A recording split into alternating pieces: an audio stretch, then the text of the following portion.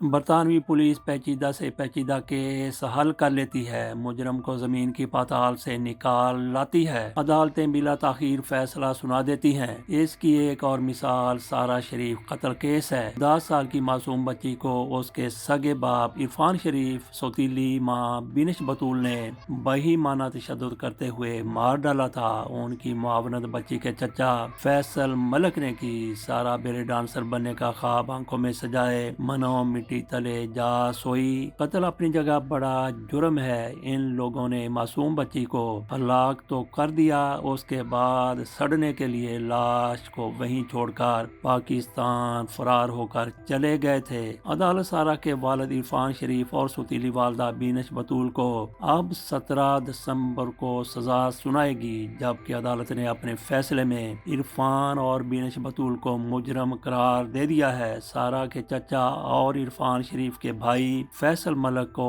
اس case میں قتل کے الزام میں تو نہیں، تاہم ایک بچے کی موت کا سبب بننے یا ایسا ہونے دینے پر مجرم قرار دیا ہے۔ کراؤن پراسیکیوشن سروس کا کہنا ہے کہ یہ پیچیدہ کیس تھا جس میں غیر ملکی حکام کے ساتھ مل کر تفتیش کرنا پڑی، تاہم انہوں نے آج سارہ کے لیے انصاف حاصل کر لیا ہے۔ سارہ شریف کی زخموں سے چور لاش گزشتہ سال 2023 10 اگست کو برطانیہ میں واکنگ کے علاقے میں ایک گھر سے ملی تھی۔ استغاثہ کے مطابق سارہ پر شدید اور مسلسل تشدد کیا گیا تھا۔ سارہ شریف کی لاش ملنے سے ایک ہی دن قبل ان کے اہل خانہ پاکستان روانہ ہو گئے تھے۔ جج نے فیصلہ سنانے سے قبل عدالت میں موجود افراد کو مخاطب کرتے ہوئے کہا کہ وہ جانتے ہیں کہ یہ لمحات بہت تناؤ والے ہیں، تاہم وہ سب کو خاموش رہنے اور عدالت کے احترام کی یاد دہانی کرواتے ہیں۔ جس وقت عدالت نے فیصلہ سنایا اس وقت عدالت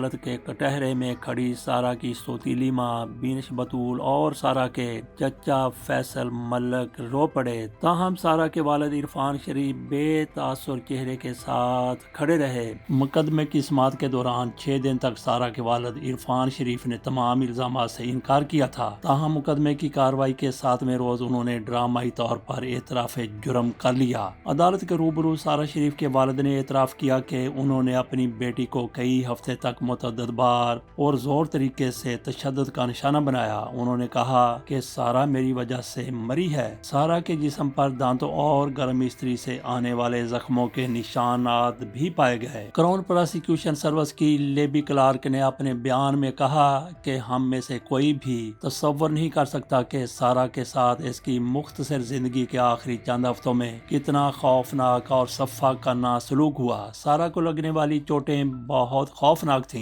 سارہ کی موت کے بعد 999 پر کال کرنے کی بجائے ان تینوں افراد نے فوری طور پر ملک سے فرار ہونے کا منصوبہ بنایا۔ انہوں نے صرف اپنے بارے میں سوچا کہ وہ کسی طرح حفاظت کے ساتھ پاکستان پہنچ جائیں اور پولیس کو سارہ کی موت کے بارے میں لا علم رکھا گیا۔ پوسٹ مارٹم رپورٹ کے مطابق سارہ کے جسم پر انسانی دانتوں سے کاٹے جانے کے نشانات سمیت گرم استری اور گرم پانی سے آنے والے زخموں کے نشانات بھی تھے۔ اس سے قبل پراسیکیوٹر وکیل ایملن جونز نے عدالت کو بتایا تھا کہ خاندان کے گھر کے باہر سے خون آلود کرکٹ بیٹ، ایک دھاتی ڈنڈا، ایک بیلٹ اور رسی سمیت ایک پن بھی ملی جس پر سارہ کا ڈی این اے پایا گیا۔ سارہ شریف 11 جنوری 2013 کو سلوب میں پیدا ہوئی تھی۔ ان کے والد عرفان شریف پاکستان سے تعلیم حاصل کرنے کے لیے برطانیہ آئے اور 2009 میں واکنگ میں انہوں نے سارہ کی والدہ اولگا ڈومن سے شادی کی تھی۔ یہ ان کی دوسری شادی تھی۔ سارہ کے قتل کا واقعہ سامنے آنے سے قبل عرفان شریف کے ساتھ سارہ کی سوتیلی ماں بینش بطول، ان کے دیگر 5 بچے اور سارہ کے چچا فیصل ملک ساتھ رہا کرتے تھے۔ سارہ شریف کی ہلاکت کی تحقیقات میں پولیس کو پوچھ گچھ کے لیے مطلوب ان کے والد، سوتیلی والدہ اور چچا کو پاکستان سے برطانیہ پہنچنے پر گرفتار کیا گیا تھا۔ سرے پولیس کے مطابق یہ تینوں افراد سارہ کی ہلاکت سے قبل واکنگ میں رہائش پذیر تھے، تاہم پولیس کو سارہ کی میت ملنے سے ایک روز قبل یہ پاکستان چلے گئے تھے۔ پاکستان پہنچنے کے بعد سارہ کے والد، سوتیلی والدہ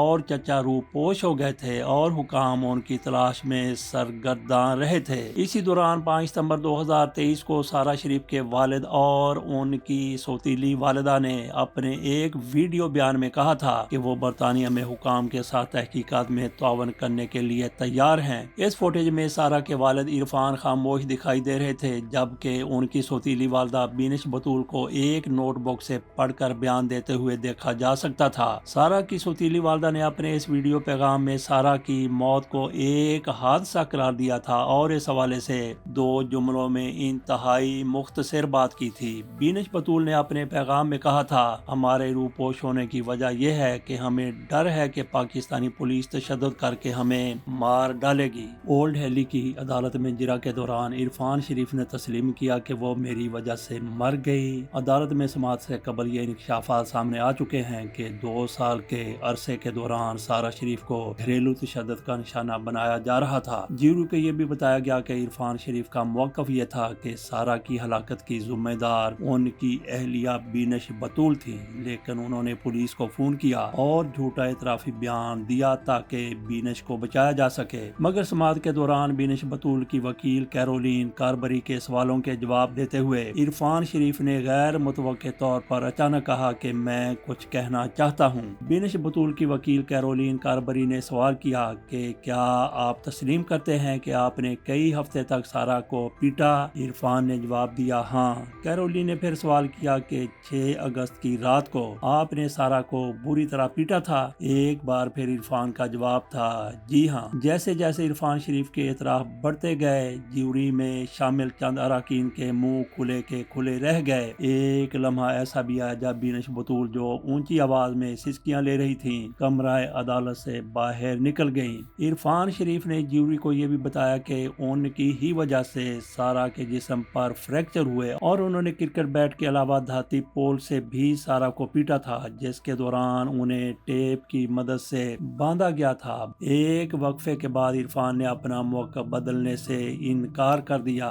بینش کی وکیل کیرولین نے عرفان شریف سے ان لمحات کے بارے میں سوال کیا جب 8 اگست کو سارہ کی موت واقع ہوئی تھی۔ عرفان نے بتایا کہ وہ اس شام گھر پہنچے تو انہوں نے دیکھا کہ سارہ کمرے میں ان کی اہلیہ بینش کے ساتھ بیمار پڑی ہے۔ عرفان شریف نے کیرولین کی بات سے اتفاق کیا، جنہوں نے کہا تھا کہ عرفان کو یقین نہیں تھا کہ سارہ واقعی بیمار ہے۔ آپ نے بینش سے کہا کہ وہ ڈرامہ کر رہی ہے۔ آپ نے دھاتی پول اٹھایا اور سارہ کے پیٹ پر 2 بار مارا جبکہ وہ بری حالت میں لیٹی ہوئی تھی۔ عرفان شریف نے اتفاق کیا کہ یہ بات درست تھی۔ کیرولین نے اپنی بات جاری رکھتے ہوئے کہا کہ بینش نے کہا کہ ہمیں ایمبولینس کی ضرورت ہے۔ آپ نے بینش کو ایمبولینس بلوانے سے منع کر دیا، ایسا ہی تھا کیا؟